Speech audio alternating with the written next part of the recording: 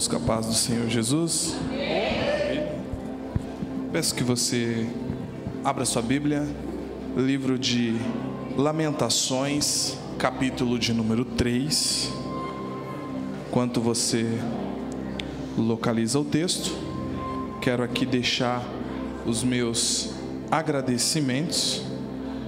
Agradecer a Deus porque Ele é bom, porque Ele é maravilhoso e porque a sua misericórdia dura para sempre. É por causa da sua misericórdia que nós estamos aqui. A sua misericórdia é a causa de não sermos consumidos. Agradecer ao pastor Williams, pastora Fábia, pela oportunidade de poder retornar a essa casa.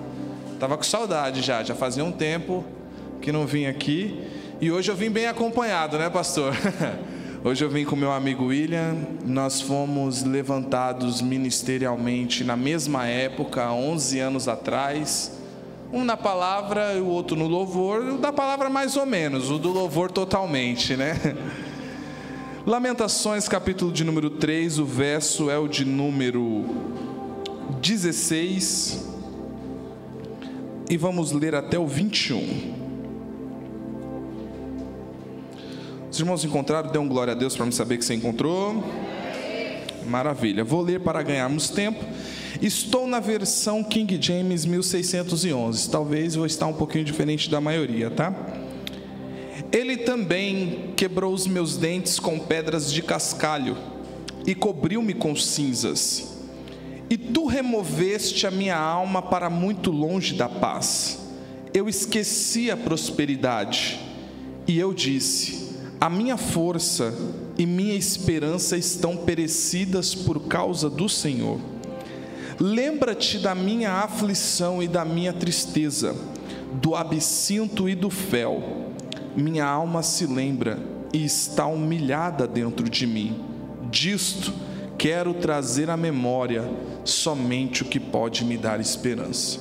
Disso quero trazer à memória somente o que pode me dar esperança. Eu peço que você feche os seus olhos. Eu quero orar neste momento, por esse momento da palavra e também pela sua vida. E gostaria que você orasse comigo, se você deseja que Deus fale contigo. Amém. Senhor, obrigado por este momento a qual o Senhor me dá a honra de ser porta-voz da tua santa e fiel palavra. Obrigado, Senhor, porque mesmo diante da minha limitação e pequenez, falar de algo tão grande como é a grandeza da tua palavra é um grande privilégio. Que aquilo que o Senhor ministrou no meu coração, que o Senhor possa me conceder sabedoria e didática para transmitir a cada ouvinte aqui nesta noite. Que a tua palavra possa ficar estancada no coração de cada um, Senhor, e que o Senhor possa direcioná-los mediante aquilo que deve ser feito. Use a minha vida, Senhor. O Senhor tem liberdade em nosso meio. Vamos atuar em unidade, Senhor, em que na medida em que eu prego, o teu Santo Espírito tem liberdade, Senhor, para consolar. O Filho tem liberdade para salvar e o Senhor tem liberdade para amar. Vamos agir nós quatro na unidade. O Senhor tem total liberdade neste ambiente, em nome do Senhor Jesus. Amém. O livro de Lamentações são as lágrimas do profeta Jeremias expressadas em forma de lamentos fúnebres.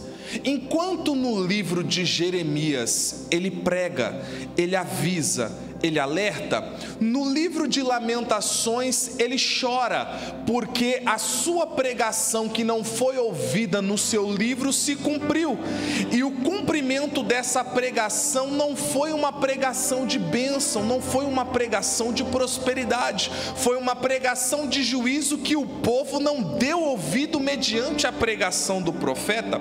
O livro de Lamentações, ele contém as lágrimas expressadas do profeta, porque um povo rebelde não ouviu o que ele pregou durante 40 anos. A crise interna vivida pelo profeta, ela foi tão grande que o livro termina com uma pergunta, o livro de Lamentações, e a pergunta é: por que não livra nós?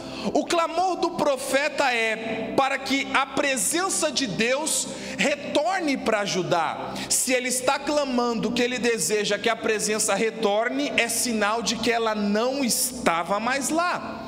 Então, Deus vai suscitar os babilônicos, vai suscitar os caldeus no ano 588 para cercar o povo de Judá.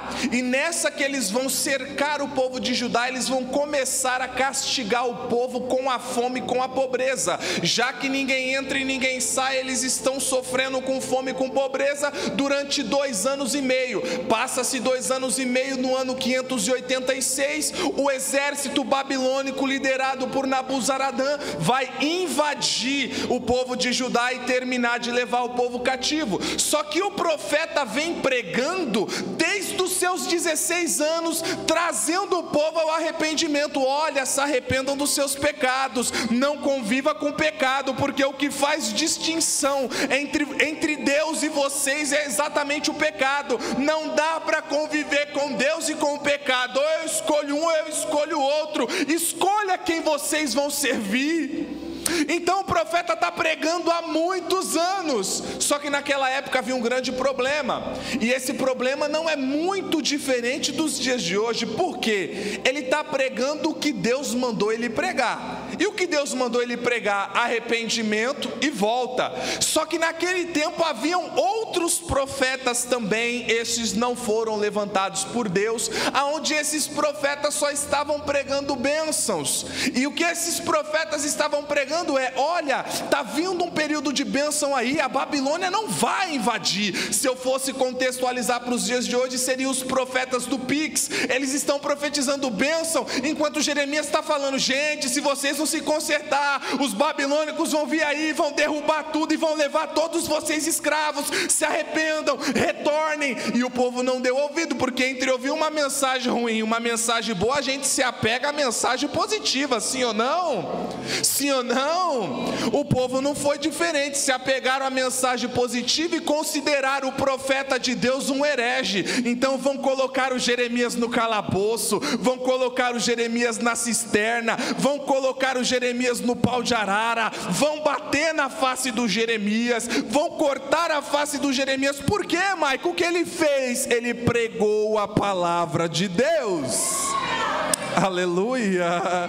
Eu sinto a presença de Deus aqui. Por ter pregado a palavra do Senhor e o povo não ter dado ouvido, o povo vai ser levado cativo como escravo por 70 anos. E ele começa o livro de Lamentações no capítulo 1 dizendo o seguinte: que a cidade que outrora era populosa, agora está deserta. O povo que vivia em clima de festa, agora está em clima de velório. Aquele povo que era barulhento, Ilha, agora eles estão no tétrico silêncio. A nação que outrora eles eram chamados de a beleza dos olhos do Senhor, agora está se comportando como a feiura de todas as nações, porque o comportamento desta nação não é o comportamento que Deus espera da sua nação. Por quê, Maicon? Porque Israel é a menina dos olhos do Senhor, Israel é a esposa do Senhor. Só que o profeta Jeremias está dizendo que o comportamento dela é pior do que uma prostituta. Por quê? Porque uma prostituta, ela cobra pelo seu serviço, e ele está dizendo que a esposa do Senhor, Israel, está agindo pior do que uma prostituta, porque está fazendo o que uma prostituta faz sem cobrar nada. ou seja, o seu coração está entregue à prostituição de outros ídolos, estão adorando a outros deuses, não estão mais fazendo questão da presença do Senhor, então vai acontecer uma quebra de aliança. Por que vai acontecer uma quebra de aliança? Porque Deus está cansado, Deus não aguenta mais ver o seu povo te traindo, e nessa que acontece uma quebra de aliança ela traz consequências em todas as esferas da vida. Se você for ver, por exemplo, em um casamento, quando um casal ele vai se divorciar, ninguém casa para se divorciar, e quando um casal se divorcia, quem mais sofre é a criança, que não tem nada a ver com a situação, mas a quebra da aliança, ela vai trazer consequências até mesmo para aqueles que são inocentes. Então vai haver uma quebra de aliança, e antes de haver essa quebra de aliança, Deus vai fazer uma coisa, pastora Fábia, que Ele não gosta de fazer. Quem quer saber, me pergunte o quê? Mas me pergunte o quê com vontade? Não se escandalize, Deus não gosta de levantar profeta. Como assim, Maico? Profeta é homem de Deus, é voz de Deus na terra. Mas por que Deus não gosta de levantar profeta? É porque Deus só levanta profeta quando o seu povo está totalmente desviado, e Deus não quer ver o seu povo desviado. Vou contextualizar, Efésios 4:11, e Ele mesmo deu, Ele quem? Deus, uns para apóstolos, outros para evangelistas, outros para pastores, outros para mestres, outros para profeta. Os 5 são importantes para o ministério. Você precisa de um apóstolo que vai chegar aonde o evangelho não chegou e vai estabelecer o fundamento. Sim. Você precisa de um evangelista para vir depois do apóstolo, porque o evangelista ele vai pregar aquela mensagem de graça, aquela mensagem de cruz, e vai ganhar as vidas para cultuar aonde o apóstolo lançou o fundamento. Só que o evangelista ele não tem habilidade para apacentar, então se faz necessário um pastor, porque o ofício do pastor é cuidar das vidas. O pastor tem esse ministério, então aonde o apóstolo lançou o fundamento, o evangelista ganhou as vidas, o pastor apacenta. Mas nós também precisamos de um mestre. Por quê? Porque é o mestre que vai nos explicar por que Cristo teve que encarnar, por que teve que nascer de uma virgem, por que teve que morrer numa cruz, porque Ele ressuscitou justamente ao 3º dia. É o mestre que vai tirar essas dúvidas. Mas e o profeta? Se eu fosse utilizar uma linguagem da quebrada, eu diria que o profeta é aquele que vai manter a disciplina no ambiente, porque na onde o profeta está não tem bagunça, porque o ofício do profeta é consertar altar. E qual é a mensagem do profeta? Tem pecado aí, volta, se arrepende. Então Deus vai levantar profeta quando o altar está quebrado. Por isso que Deus não gosta de levantar profeta. Então nós vamos observar, por exemplo, preciso retornar um pouquinho aqui para o período dos juízes. Juízes 21, 25, diz o texto que, por não haver liderança, por não haver uma referência, o povo fazia o que achava que era certo. Perceba como foi o período dos juízes. O período dos juízes era mais ou menos assim: o povo está vivendo em prosperidade, está vivendo um período de bênção. Eles esqueciam do Senhor e iam adorar outros deuses e fazer tudo aquilo que não devia. Aí o povo começava a sofrer. Por quê? Porque Deus ia permitir que um corrupto se levantasse e cativasse seu povo. Deus é assim, Deus só permite corrupto no poder quando o povo se desvia. Não vou falar nada. Não vou falar nada. Deus só permite corrupto no poder quando o seu povo já desprezou a tua presença e a tua palavra. Então o povo, eu sei no que você pensou e eu não vou entrar nesse assunto por mais que me dá vontade. Então o povo ia clamar a Deus e falava assim: Senhor, livra-nos só esta vez, que não tornaremos a pecar. Então o que Deus fazia? Livrava o povo, levantava um líder justo, e após livrar o povo, colocar um líder justo e o povo começar a prosperar, voltavam a esquecer de Deus, a desprezar a Deus, a desprezar a lei e a desprezar a presença de Deus. E aí ficava nessa gangorra espiritual: levanta, vai cativo, volta, clama a Deus, e ficava nessa oscilação espiritual. espiritual, e o livro de Juízes inteiro é esse período de oscilação espiritual. Essa oscilação vai durar até o período pós-reinado de Salomão, quando o reino vai ser dividido, porque quando o reino vai ser dividido, eles vão ir para uma decadência conformada. Se tem uma coisa pior do que viver oscilante, é você ser um decadente conformado. Por quê? O decadente conformado é aquele que sabe que é pecado, mas ele tem um pensamento assim: Deus me aceita assim, eu posso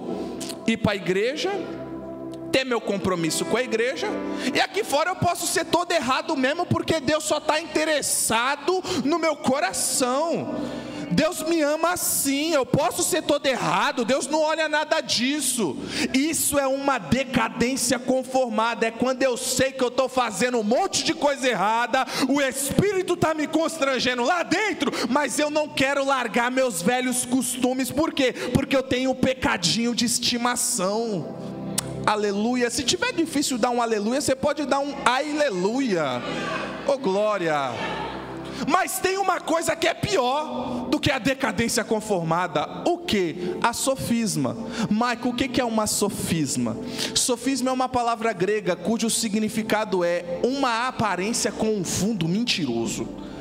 É algo que parece ser, mas na verdade não é. Se tem uma coisa que irrita Deus, é a sofisma. Porque o povo está pior do que um momento de decadência, mas nas festas dos tabernáculos, Pentecoste, das primícias, do Yom Kippur, eles vestiam vestes brancas. A vida inteira de pecado, o ano inteiro, William. Aí eles vestem roupa branca, levanta as mãos e diz: Deus está aqui. Quando Deus está igual Laodiceia do lado de fora, falando assim, ó: primeiro, para vocês falar que eu estou aí, abre a porta para mim entrar, porque vocês me expulsaram da minha própria casa. Aleluia, aleluia. Lamentações 1, Jeremias mostra que a situação estava tão decadente, que ele diz assim, que a imundícia da cidade estava nas suas saias. Meu Deus do céu. Deus está incomodado, William, com essa situação. Por quê? Porque o povo, além de estar vivendo na imundícia, eles não fazem questão da presença, eles fazem questão dos amuletos.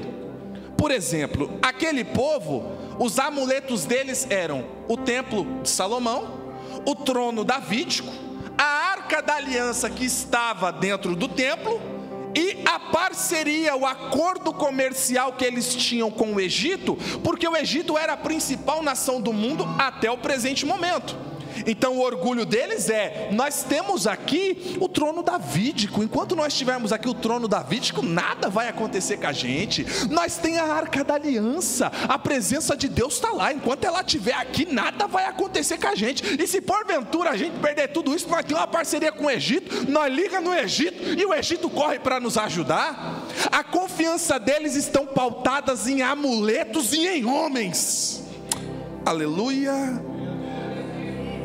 Só que eu aprendi com a minha esposa que templo que não tem a presença de Deus, ele não tem culto, ele só tem evento.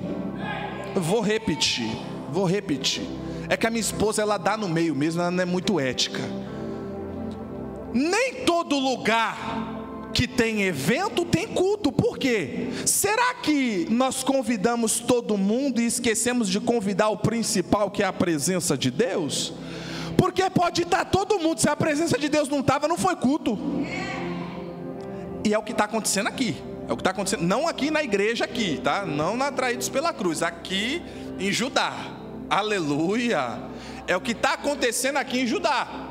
O povo não faz questão da presença de Deus, e eles estão apegados aos amuletos. Um dos amuletos que eles estão apegados é a Arca da Aliança.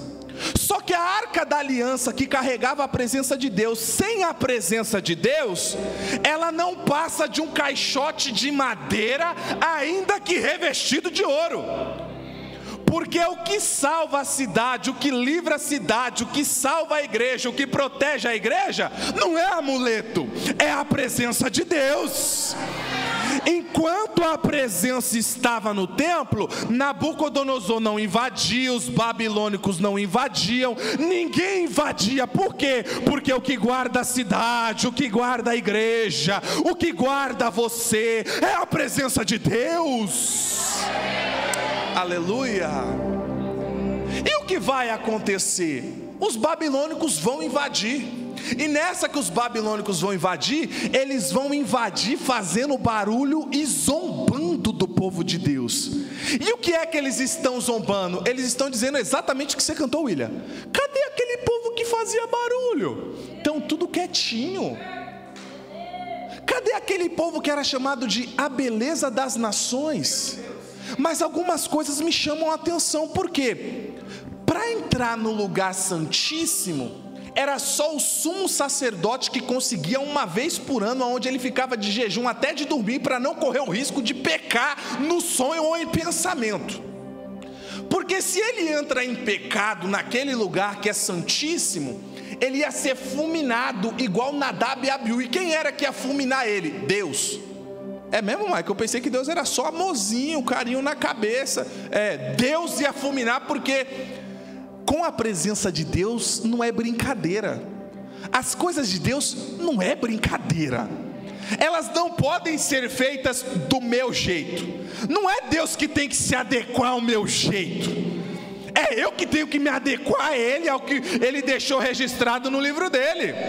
Não são as minhas vontades, é a vontade dele. Já não vivo mais eu, mas Cristo vive em mim. Aleluia. Aleluia. Então você percebe que o lugar santíssimo é restrito. Só quem entra é o sumo sacerdote uma vez por ano. Como pode Nabucodonosor, que é babilônico, e seu exército entrar no lugar santíssimo, pegar os utensílios e não acontecer nada com ele, e ele não ser fulminado igual Nadab e Abiú? Por quê? Porque a presença de Deus já não estava mais lá. Aleluia. A presença de Deus saiu. Aliás, o culto é, segundo Crônicas 7, e tendo Salomão terminado de orar, desceu fogo, a presença de Deus. Olha que coisa linda, desenha comigo aqui o culto. Ezequiel 13, Ezequiel 14, ele diz que a presença veio montada num querubim. Aí imagina a presença descendo do céu, montada no querubim.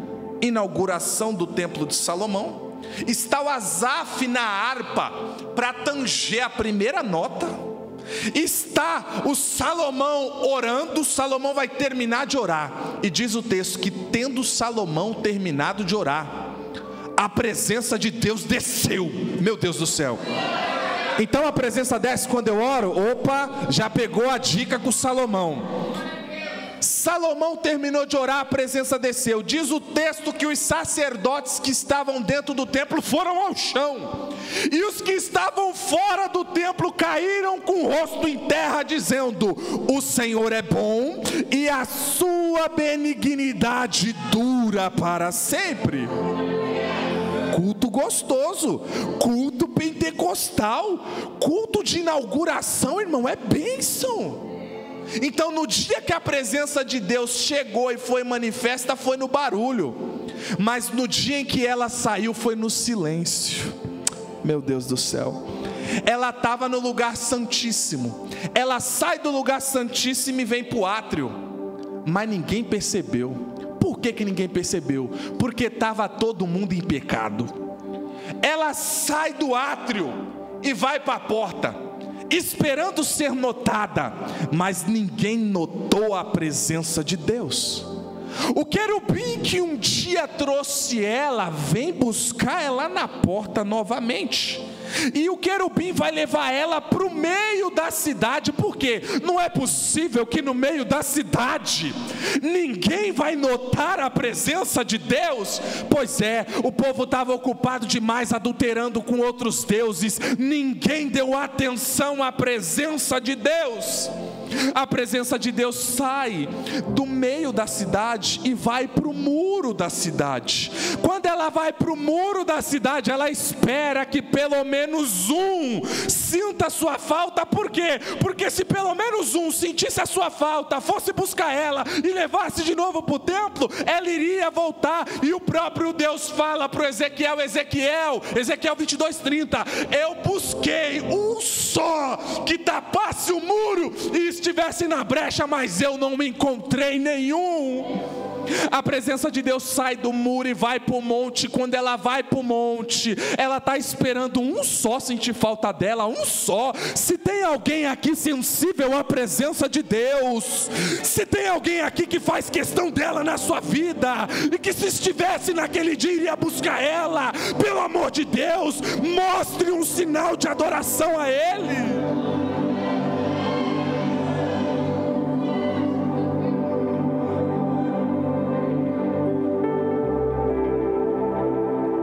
Fico feliz de ainda ver pessoas sensíveis à presença de Deus. Deus está chateado, Deus está magoado, e o que Ele vai fazer? Desabafar. Olha que coisa linda. O Deus Todo-Poderoso, Ele também tem sentimentos igual eu e você. E Ele vai desabafar com o profeta Jeremias. É Jeremias capítulo 2. Ele vai falar assim com Jeremias: Jeremias, lembrei-me eu, ó Israel, do dia do teu noivado comigo no deserto, quando vocês andavam após mim numa terra em que não se semeava, então vocês eram santidade. A chateação de Deus é que o povo só era santidade quando Deus fazia brotar água da rocha, quando Deus fazia a água amarga se transformar em doce, quando Ele fazia chover codornizes e maná. Mas foi só entrar na minha terra que vocês entraram no comodismo. Foi só entrar na minha terra que vocês se esqueceram de mim. Foi só entrar na minha terra que vocês começaram a me trair com todo tipo de deus, de barro, pedra, madeira, Marduk, Azera, Baal, deuses da Mesopotâmia antiga e de todas as outras nações. Vocês não fazem questão alguma de mim. Eu me cansei de vocês. Jeremias então vai fazer o mesmo pedido que os juízes. Jeremias vai falar assim: Senhor, livra-nos só essa vez, que se o Senhor nos livrar só essa vez, nós não tornaremos a pecar. Aí Deus vai e responde: eu não. Quantas vezes vocês me disseram, me livra, nunca mais peco, me livra, nunca mais voltarei a fazer aquilo que fazia antes. E era só eu livrar, e vocês voltavam a fazer tudo aquilo que disseram que não iam fazer. Não vou livrar ninguém. O Jeremias vai orar, e tem gente que vai chegar para o Jeremias e vai falar assim: Jeremias, ore, porque se você orar, Jeremias, a bênção vai vir, Deus vai nos livrar. É mais ou menos aquela pessoa que está fazendo um monte de coisa errada, aí ela chega para o pastor e fala assim: pastor, ora, porque se você orar, Deus vai mudar meu cativeiro. Só que a lei da semeadura, ela não falha. Se eu plantei uma coisa, eu vou colher exatamente isso. Não tem como canonizar a oração do pastor, que eu sei que é poderosa, eu sei que pode muito em seus efeitos. Aí o pastor ora, fala assim: vamos profetizar a bênção. Aí não acontece nada. Você pensa, é o pastor que não tem poder. Não, é você que não fez mais questão da presença de Deus. Aleluia, aleluia, oh glória a Deus. Jeremias vai falar assim: vocês estão pedindo para mim orar? Do que se queixa o homem, senão dos seus próprios pecados? Não é por falta de oração. Eu orei, mas o próprio Deus falou para mim não orar por vocês. Quando eu resolvi insistir na oração, Deus trouxe uma nuvem para bloquear as minhas orações. Preste bem atenção nisso aqui. A nuvem, ela tem uma representatividade muito grande para o povo de Israel. Toda vez que eles viam a nuvem, eles pensavam: Deus está vindo nos socorrer. Exemplo, quando eles estão caminhando no deserto, num calor escaldante, tem uma nuvem que está fazendo sombra para eles caminharem como se estivesse no ar condicionado. No frio da noite vem a coluna de fogo. Para quê? Para que eles não sintam o frio. Quando Elias profetiza que não vai haver mais chuva, segundo a palavra dele, passa-se um tempo, vai aparecer uma nuvem do tamanho da mão de um homem e vai chover. Quando a presença de Deus ia descer no Sinai, ele descia novamente na nuvem, no fogo, ele se manifestava no Sinai. Então o povo está acostumado, quando eles estão vendo a nuvem, eles sabem, Deus está chegando como aliado, e quando ele chega como aliado, não tem quem fique na frente. Aleluia. Jeová de Sabaote é o seu nome, o Senhor dos exércitos, o general de guerra, o grandão da Galileia, chegou para socorrer. Sempre foi assim, só que dessa vez a nuvem não é aliada, dessa vez a nuvem é inimiga. E Deus ainda fala assim para Jeremias, e para você não achar que sou eu que estou falando, é Jeremias capítulo 15, ele diz assim no verso 1, mais ou menos do 1 em diante, ele fala assim: Jeremias, ainda que Moisés e Samuel se juntasse a você pedindo misericórdia por esse povo, nem assim eu ia livrar vocês, me cansei. Então o que Deus quer fazer? Deus quer trazer juízo para um povo que não faz questão da sua presença. Jeremias vai se convencer: se é assim, Senhor, tudo bem, já entendi, mas por que o Senhor quer tanto nos castigar? O Senhor quer tanto nos disciplinar? E eu percebi que o problema de Judá é o mesmo que o nosso. Quem quer saber, me pergunte qual. Quem quer saber, me pergunte qual com vontade. É que a gente só funciona quebrado. Então Deus prefere te quebrar aqui dentro do que te ver inteiro lá fora. Deus prefere você uma princesa quebrada aqui dentro do que uma prostituta inteira lá fora. Por quê? Porque Deus faz questão de você. Aleluia. Aleluia.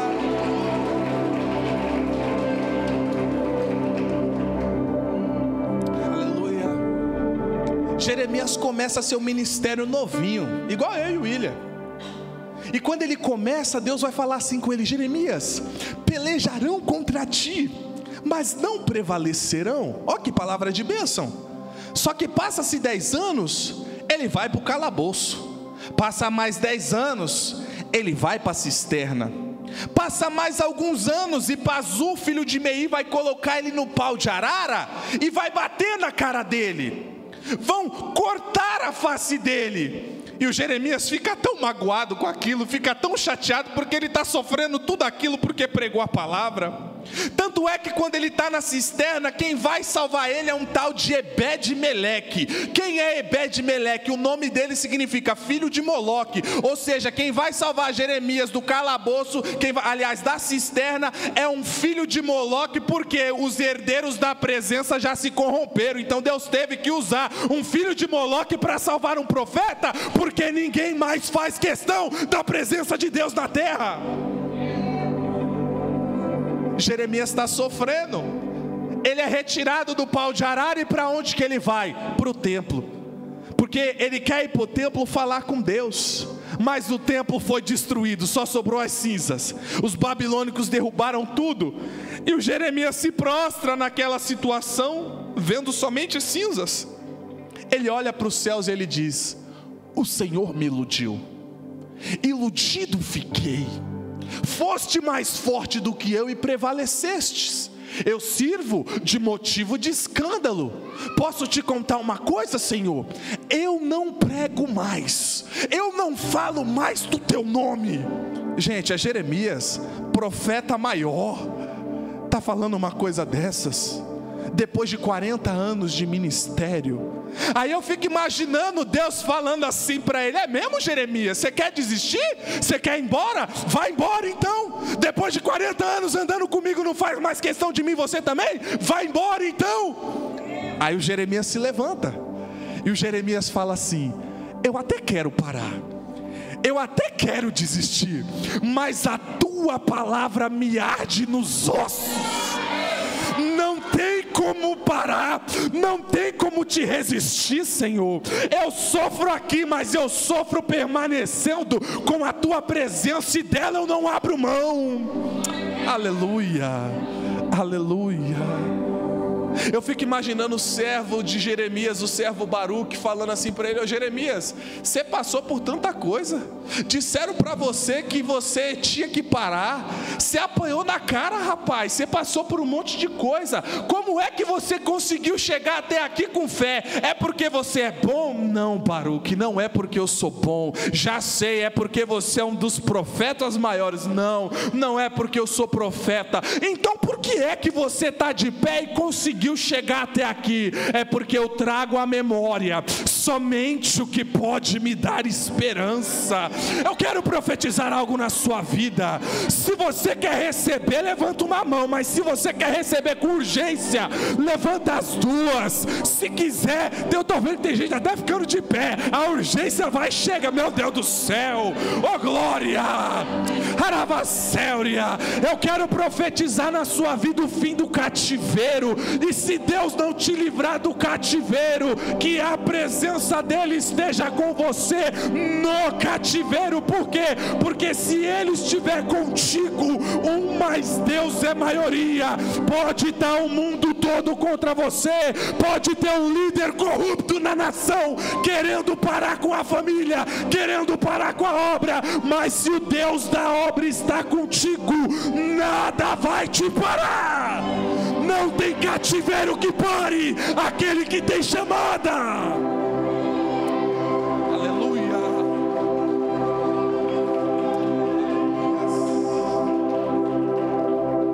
Glória. Pode tomar teu assento, pode tomar teu assento. Aleluia. Oh, glória a Deus. Deus falou para Jeremias: ô Jeremias, tu acha que eu te arranquei lá do vilarejo de Anatote, aquele pequeno vilarejo, te trouxe para Jerusalém para ser profeta, para tu desistir agora? Meu amigão, fica de pé, põe-te em pé, porque eu estou contigo, e vai para a guerra. Sacode a poeira, porque o general de guerra está contigo. Maico, por que você trouxe essa palavra para a gente? Porque a gente está vivendo um contexto muito semelhante. Líder corrupto na nação. Eu não ia entrar, mas não tem como. A gente está vivendo um contexto semelhante. Por quê? Porque até mesmo muitos dos escolhidos não estão mais fazendo questão da presença de Deus. Nós estamos vivendo um momento em que a igreja vai começar a ser afligida. Meu Deus do céu. E como suportar? Trazendo a memória somente o que pode dar esperança. Daqui a pouco a trombeta vai soar, e esse corpo corruptível vai se transformar num corpo de glória, num abrir e piscar de olhos. E dada a palavra de ordem, o mesmo Senhor descerá do céu com alarido e com voz de arcanjo e com trombeta de Deus, e os que morreram em Cristo ressuscitarão primeiro, e depois nós, os que ficarmos vivos, seremos transformados e arrebatados seremos, e estaremos para sempre com o Senhor nos ares. E se nessa noite somente 2 crentes fossem salvos e fossem para o céu, eu seria o primeiro. Quem seria o segundo? Meu Deus do céu, eu profetizo que a glória da segunda casa vai ser maior do que a segunda na sua vida. Eu profetizo que o cativeiro vai acabar. Eu profetizo que a presença de Deus vai estar contigo até o fim desse cativeiro, em nome de Jesus. Encerro aqui, e com a permissão do pastor William, quero aqui apresentar meu material para vocês. Esse aqui é o primeiro livro que eu lancei, Eclesiastes na Prática. São 347 páginas comentando os 12 capítulos do Eclesiastes, versículo a versículo. Esse material aqui, ele é fruto de um discipulado que eu fiz, aonde eu ganhei 2 almas para Jesus, onde era uma pessoa afastada e uma pessoa cética. Uma pessoa apaixonada por filosofia foi estudar Eclesiastes comigo, e antes de chegar no capítulo 5 já tinha entregado a vida para Jesus.